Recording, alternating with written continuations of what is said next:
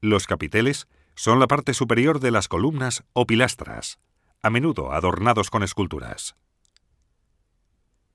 Este capitel, procedente de la Catedral Románica de Vic, presenta sus 4 caras decoradas con unos monstruos alados que se afrontan entre ellos y que se unen por las cabezas, situadas en los ángulos en el sitio que en un capitel clásico correspondería a las volutas.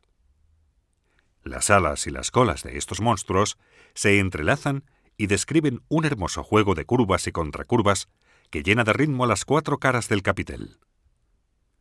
Los monstruos o animales fantásticos se representan a menudo en la iconografía medieval y se inspiran en los bestiarios, que eran tratados didácticos con trasfondo moralizante donde se describían animales reales o imaginarios.